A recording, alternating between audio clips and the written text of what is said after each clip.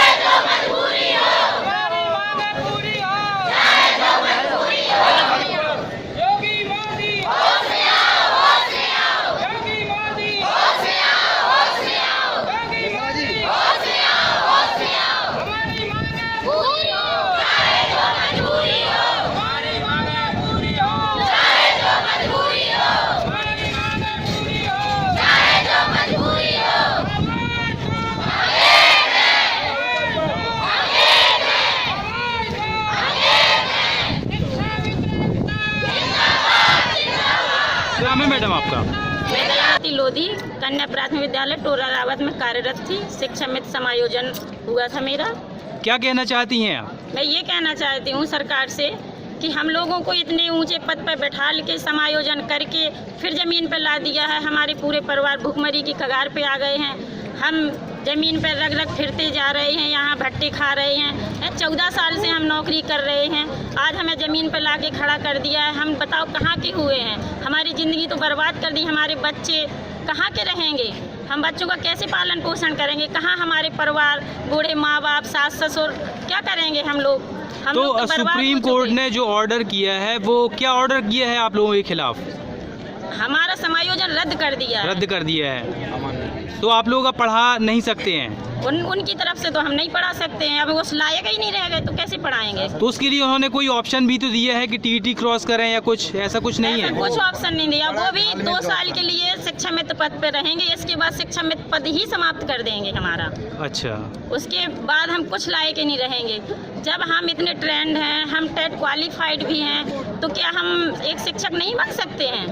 हमारा समायोजन वापस नहीं लाया जा सकता?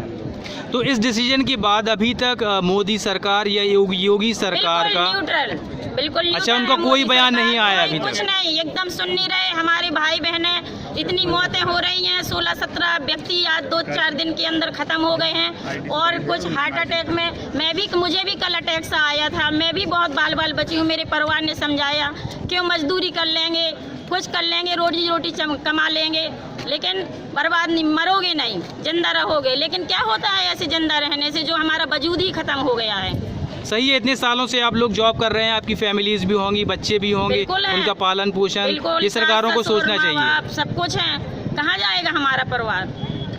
ठीक है, हम इसको योगी जी और मोदी जी को ही जिम्मेदार ठहराते हैं। अच्छा, और यदि ऐसा वो नहीं कुछ कर पाएंगे तो हम वहाँ पे जाके इच्छा मृत्यु मांगे राष्ट्रपति जी से।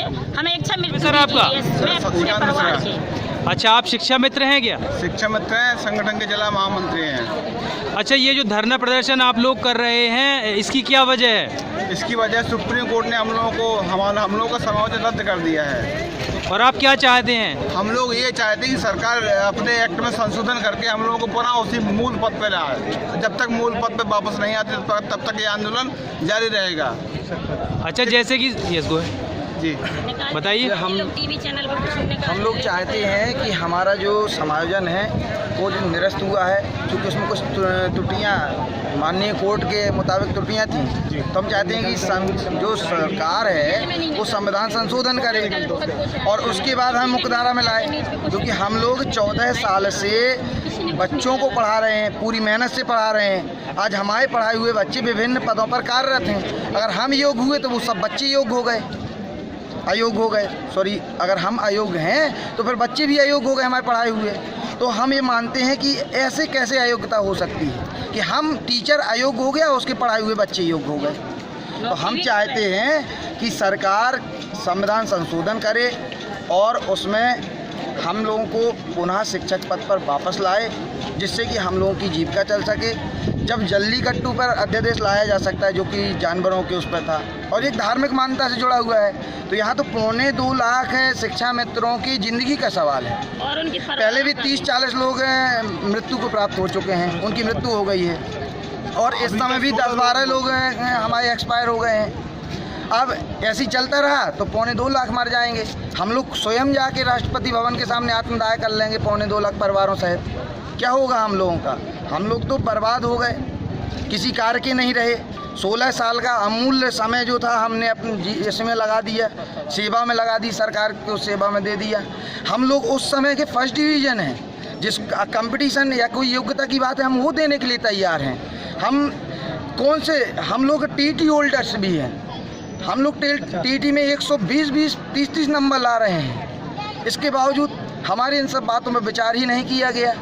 सरकार चाहे टीटी की योग्यता लगा देती, हम उसमें भी एग्री हो जाते, हम लोग पास करते, कोई भी कंडीशन कर, लेकिन जो एक अमानवीय निर्णय आया हम बिल्कुल इसका विरोध करते हैं। और इसी के साथ हम चाहते हैं कि सरकार हम लोगों की उचित व्यवस्था करे और हम लोगों का जो जीवन जो कि नर्क बन चुका है और शायद ज़्यादा दिन तक हम लोग ऐसे ही चलता रहा तो शायद ही कोई जीवित बचे। 1 साल तो सब निपट जाएंगे और इन सब के जिम्मेवार अब कौन होगा, ये सरकार होंगी या माननीय कोर्ट होंगे, ये बाद में डिसाइड होगा। अगर 2-3 दिन के अंदर रिजल्ट नहीं आता तो हिंसात्मक प्रदर्शन भी होंगे।